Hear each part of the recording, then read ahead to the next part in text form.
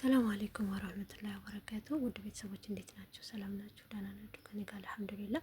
እስኪ ዛሬ በሸሜል አሰራር አዘጋጅልን ላላችሁኝ ውድ እህቶቼ፣ ዛሬ በሸሜል እንዴት ነው ቤታችን ውስጥ የምናዘጋጀው? የገበያ በሸሜል እንዳልኳቸው ጣዕሙ ክሬም ስለሚጨምሩበት እንደ ቤት ስለማይሆን ዛሬ ቤት ውስጥ እንዴት በሸሜል እንደምናዘጋጅ አብረን እናያለን። እንዴት ናችሁ? በተረፈ ውድ ቤተሰቦች ሰላም ናችሁ? ሁሉ ሰላም ከኔ ጋር አልሐምዱሊላህ። እዚህ ጋር ያደረኩት ነጭ ዱቄትና ቅቤ አድርጌያለሁ። ከዛ ዱቄቱ በደንብ መታመስ አለበት፣ ጣዕም እንዲኖረው በደንብ መታመስ አለበት ዝብዳው ጋር ማለት ነው። እነሱ ቅቤውን ዝብዳ ይሉታል። እና በደንብ ካመሳችሁ በኋላ ይሄንን ምን ታደርጋላችሁ? ወተት ነው የምታዘጋጁት። በጎን ወተት ፍሪጅ ውስጥ አውጥታችሁ ቀጥታ ማለት ነው። ከዛ ይሄ በደንብ ከታመሰ በኋላ መጥፋት አለበት እሳቱ እንዳይቋቆርብን በደንብ ታጠፉታላችሁ። እሳቱን በደንብ ከታመሰ በኋላ ወተቱን ስንጨምር ከሞቀው ድስት ላይ አንጨምርም፣ ወተቱን ማለት ነው። ዱቄት የተጠቀምኩት ይሄን ይመስላል እና ነጭ ዱቄት፣ ማንኛውም ነጭ ዱቄት።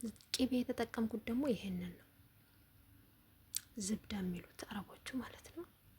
ይሄንን የተጠቀምኩት። ከዛ በደንብ እሳቱን አሁን እዚህ ጋር እሳቱን እኔ አጥፍቼዋለሁ።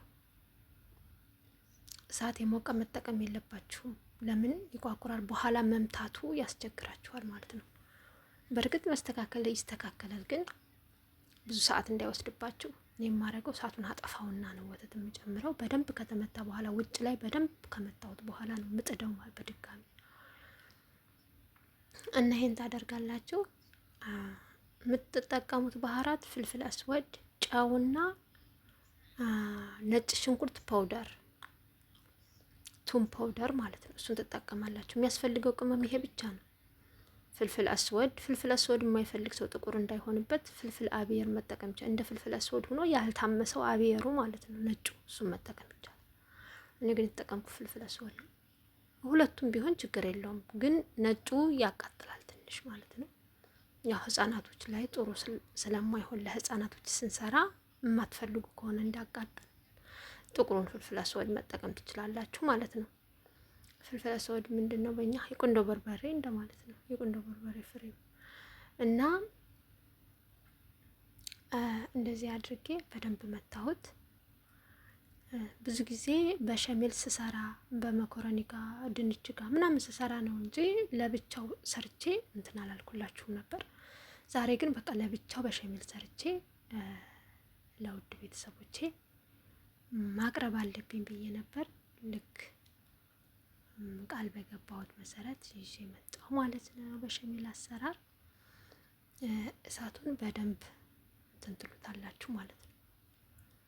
እስኪመታ ድረስ እሳት አታድርጉበት።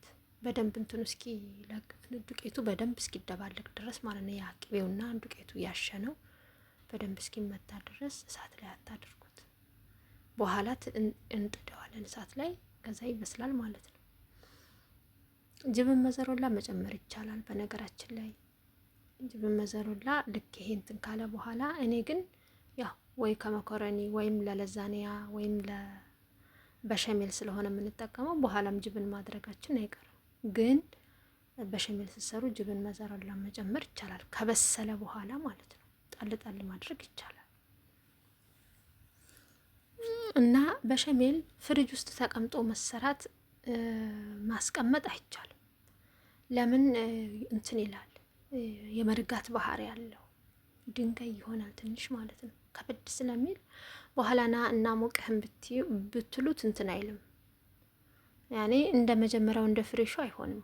ስለዚህ በሸሜል ለአንድ ቀን ወደው አዘጋጅታችሁ ወደው ለምትጠቀሙት ነው የሚሆነው ማለት ነው። እኔ እንደዛ ነው የማደርገው።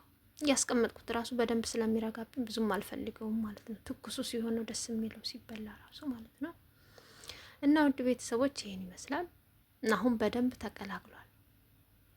በደንብ ነው የተቀላቀለው ማለት ነው። አያችሁት? ምንም የለም።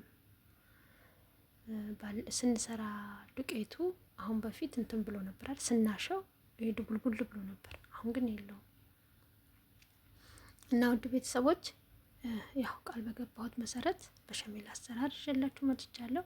አሁን ይሄ ሲበስል በደንብ ነው የሚወፍረው ማለት ነው።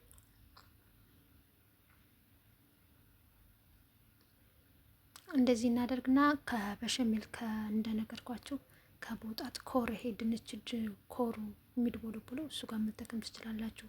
በሰራሁት ድንች ማሽ ላይ ነው አሁን ይሄን የተጠቀምኩት። በድንች ማሽ በማንኛውም ቦታ በሸሜል ካስፈለገ በዚህ መልኩ ነው የምታዘጋጁት ማለት ነው።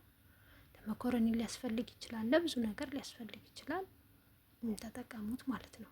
ይሄ ነው በሸሜል አሰራር እና ላይክ ያላደረጋችሁ ሰብስክራይብ ያላደረጋችሁ እህቶቼ ላይክ፣ ሰብስክራይብ፣ ሸር በማድረግ ተባበሩ።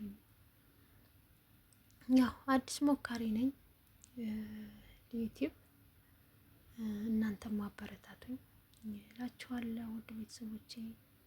እስካሁን እኔ ጋር ስለነበራችሁ በጣም ነው የማመሰግነው።